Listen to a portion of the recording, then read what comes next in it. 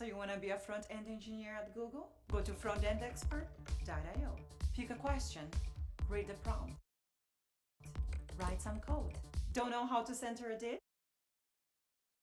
Into this position right here. So it's right below these icons. Now adding any element to this animated section is super simple. I click on this little section right here and just drag it out of the frame and remove stack. Stack is similar to a group. So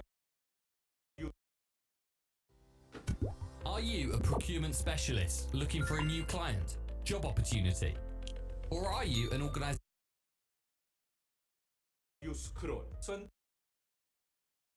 today we're magically converting our Figma designs into animated and interactive web pages and designs that you can actually publish and use. You're gonna see the amazing capabilities of Figma to Framer and what Framer can now do. There's so much has changed over the past months and I'm super excited to show you. As a first step, we want something that we've already designed in Figma. I'm gonna pick up a page from Untitled UI's free Figma UI kit. I'll have a link in the description so that you can follow along. Under pages, I'm gonna navigate to the landing pages section. I'm going to be exporting this UI right here as it is with all the auto layouts, fonts, etc. over to Framer in just one click. And this is how you do it. Just click on the frame that you have here.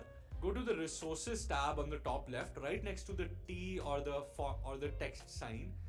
And under this, go to plugins and search for Framer. You'll get Figma to HTML with Framer and I want you to run that. Once it's analyzed this page and it's copied 617 layers, I'm now going to go over to Framer. For that you can either install the Framer app or just go to your browser. Once you're inside your browser, just type in framer.com and you'll reach Framer. From here, you just want to say open Framer or sign up/login. Start a new project by clicking on new and I suggest choosing the blank site template. It will then ask you to put it in any team, so just put it in any dummy team for now. Now once you're inside Framer on your browser, just right click, paste and select paste. It will say uploading Figma images. Now you might have to adjust the size of this, just change it from 1200 to 1400. Even for the height, you can quickly just hold Command or Control and change the height of this page. If you wanted to do this automatically, you could have done that. Just click on desktop once again, go to the right and there's a layout option right here. Click on layout. And this will convert it into a stack, which is exactly what we want. We also want the height right here to change from fixed to fit.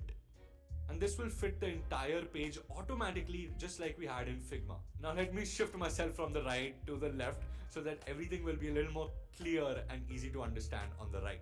Now the first animation that comes to mind is an appearance animation. So an appearance animation happens whenever the page either loads or you scroll. So in this case, we want to animate this nice little section one by one. So in that case, what we'll do is click on all the elements right here that we want to animate. The title, the subtext here, the buttons, etc. You can even check out the layers panel just like we had in Figma, just to confirm that you've selected everything. On the right, there's something called effects, and this is where the magic happens. Click on the plus icon right next to effects and click on appear animation. Appear means whenever the page loads, something will happen. In this case, we want this beautiful text right here to scale in bottom, which means it will scale in from the bottom.